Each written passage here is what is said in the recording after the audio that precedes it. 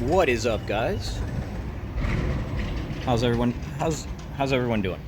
Decided to do a quick video. Well, it might not be quick, but from start to finish process. We have this single cam, of course, it's turboed on the dyno.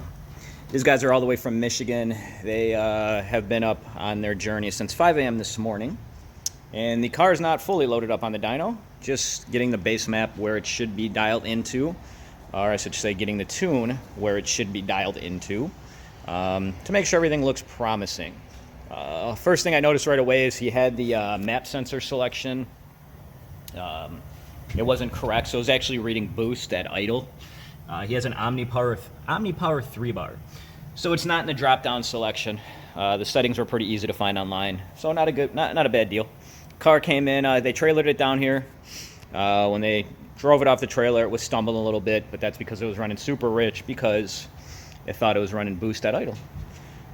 Which, of course, if you're running boost while your car is idling, you're probably onto something, and you should look to patent that idea. So pretty straight setup. It's a built motor, stock sleeves, Speed Factory rods, CX Racing Turbo, no-name wastegate, but he does know which size spring is in here, and he has a couple more springs in the back. It's on FIC injectors, 1,000 cc's, and it's running on 93 octane. And as I've been saying, here is the injector card that he also has. The injector card for FICs is literally set up per set of injectors they send out, so if you lose this, and it says somewhere,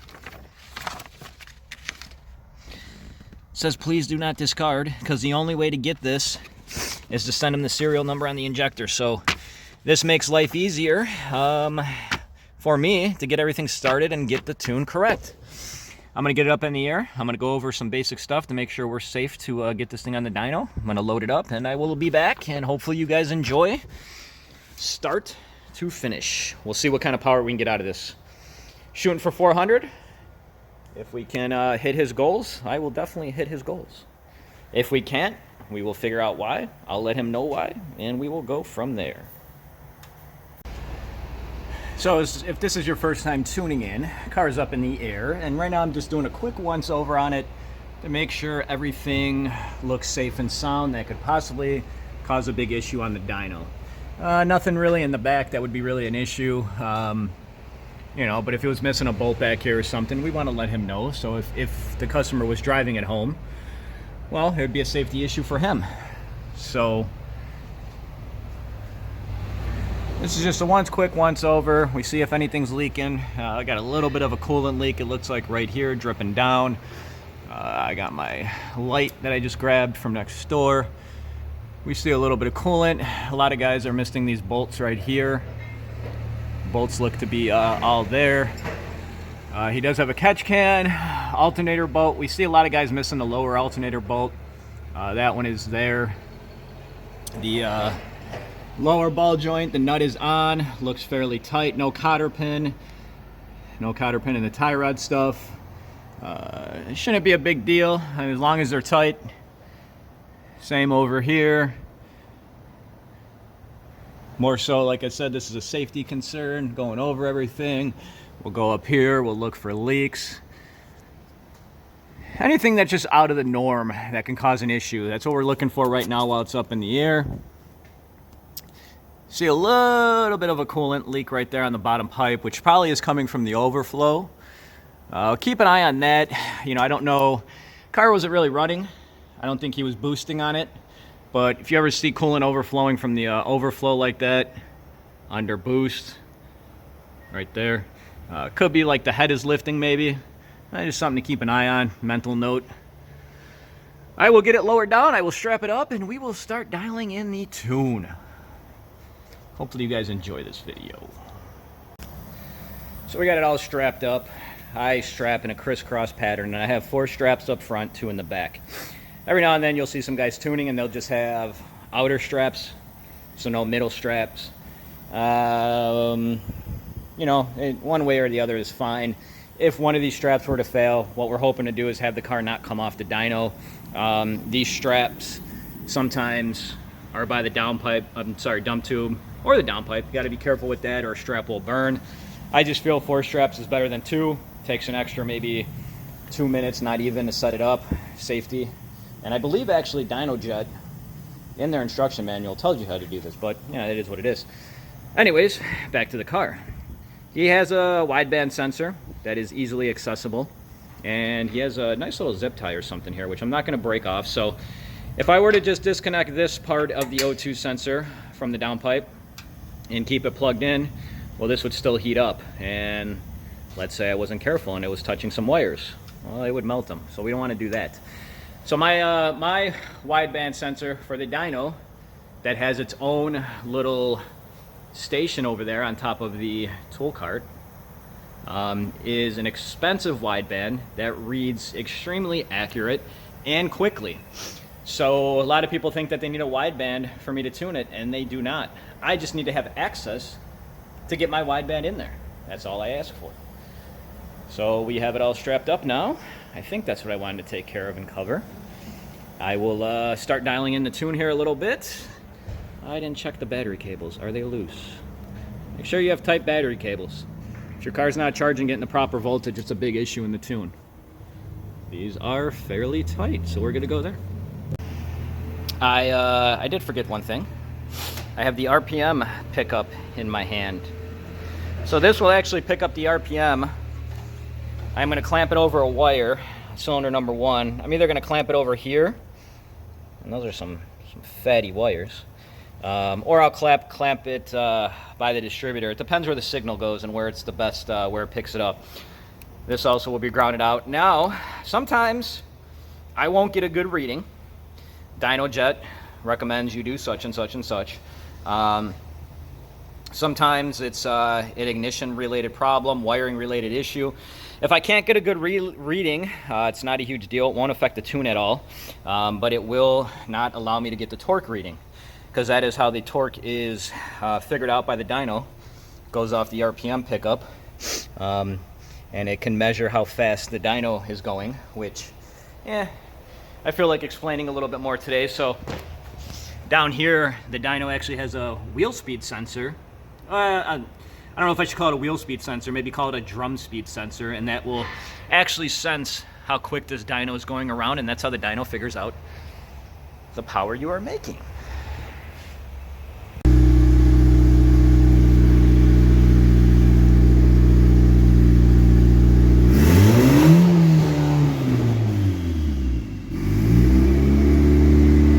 So I didn't want to be screaming over the car. Well, what you saw there was the RPM pickup and the wideband working.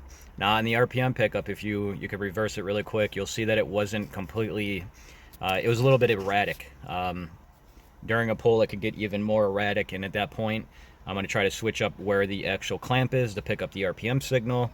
There's a couple, I think there's 4 filters that I can actually change in the program, and we're gonna see which one works best. But that's one of those things too, where DynoJet tells me exactly what needs to be done, what I should do. The dyno also has a ground on it. If you go back a little bit, you'll see when I was showing the dyno, the speed sensor, that there was a clamp.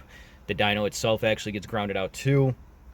If I do all those things and I still can't get a good pickup, the injector wire, the ignition wires can be, a culprit. That's little stuff where wiring can be a culprit, stuff like that, where it's not the dyno's fault more so. But, try to get it exactly where it should be. Hope that the RPM pickup works during a wide open throttle pull. And going back into that, right here is the actual Dyno Controller. A dyno can only read, to read accurately and how it should be read, when you start to do a wide open throttle pull is when you press the green button to start recording the run.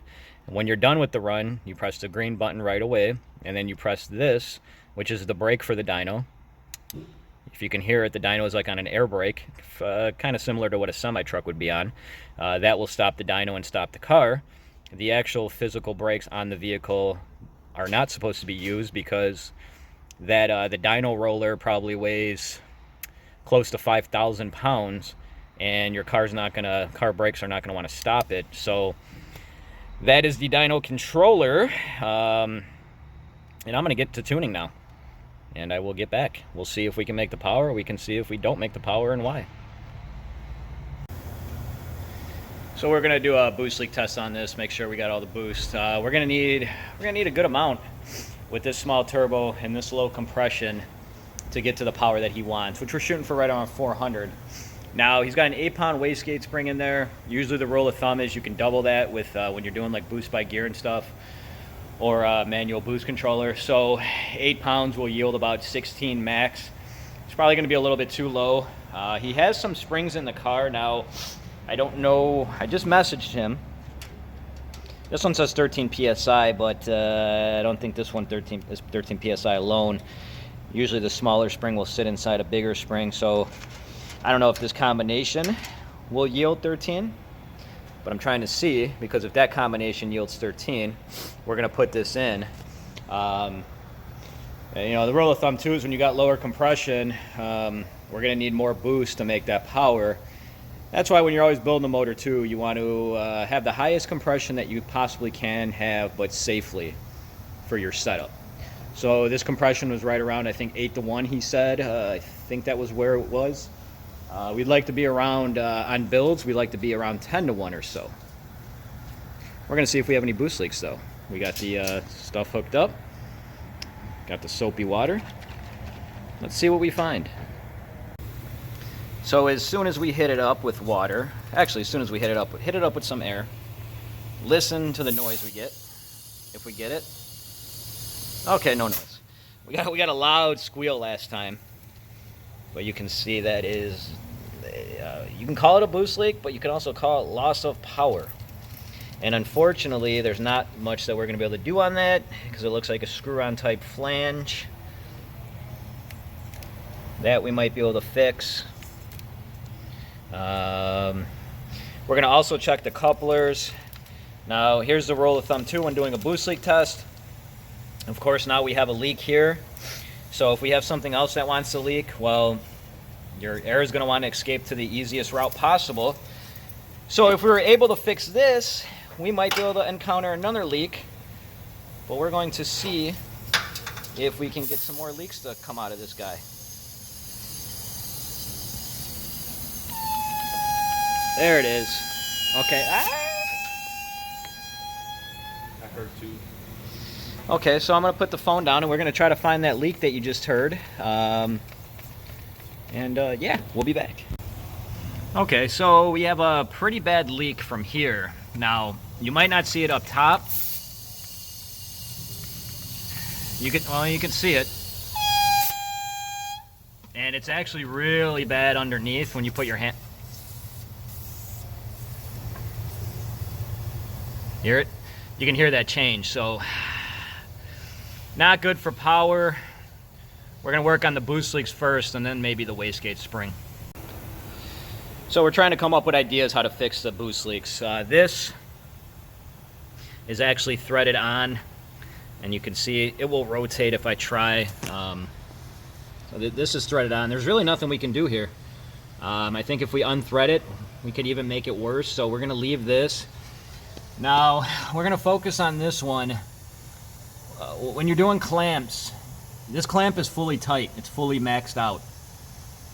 You don't want a clamp to be like that because, well, you just don't. You know, you don't want it to fully max out because you don't know if it's fully tightening what it should be. So we're going to take this clamp off. We're going to see if we can swap in a different clamp, but we're also going to see if this pipe has a bead roll at the end to help seal. The leak is fairly bad. It almost felt like there's a hole in the pipe, but I don't feel any hole underneath. If I were to put my money on it, I would say that there's no bead roll a bead at the end. But, you know, I don't know. We'll see. We're going to take it off. So as we're, as Fernie is taking the clamp off, I'm going to wait. But you got to remember, this is what I'm dealt with as a tuner. I don't know if this will really fall in that category of a dyno ready car, as I've been trying to do those episodes on YouTube. But you know, with these boost leaks, we're not going to make the power that we should make, and I'm only I'm dealt the hand I'm given. And this is, you know, tuning so many cars, you have to remember that we try to prepare everybody so you could be successful on the dyno. And he just pulled the clamp off. I'm not even gonna cut the camera. You got to remember though, this is what I'm brought, and I don't ream customers out. I'm not making anyone feel bad, but you might hear stories from time to time. Well, he didn't make power, he went there. I'm not saying every tuner's great. I'm not saying every tuner's not a problem or at fault. That's not what I'm saying either. You have to remember, you know, there's always another side of the story, and this is, I'm just trying to show you guys what we deal with. This is what I'm dealt with. We're gonna make the best out of it and see what we can do and let the customer know that he needs to have the stuff fixed. Probably take those off. And I'm gonna turn the camera around. And you can see, I think you could see, and I can't. You can see at the end of the pipe, it's a slight B-roll. There's a bead there. I can't see what I'm recording. We're doing it live. We're doing it, or I guess you could say this is, you know, unedited. So we're gonna try to make this seal up better and at least fix this leak. At least fix this leak, and then, you know, once we retest it, we're gonna spray other areas and see if we can minimize the leakage. I guess that's good to say. Besides that, it's a beautiful day out. We got our weather back. We had some snow this week. That's about it, guys. As always, I didn't say it before in this video, but if anybody's got questions or need help, you can contact us. You can comment on here. Email, rcautoworks@gmail.com. Our phone number, I can give it out, 708-599-5884. But if you call here, and I'm working, because I do work, I am a boss that actually works and not sits at my desk. It's hard to get me on the phone, so your best way to contact me is through social media, one way or another. Hopefully you guys are having fun. So we got new clamps on here. Is that a new coupler? No, same coupler. Same coupler. This one's all fixed. No more leakies. We got this one though now. Hit it again one more time. Oh yeah. Oh, it's just spraying into my face.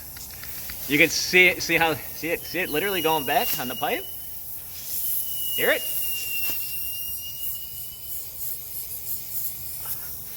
We'll fix that one. New clamps are on.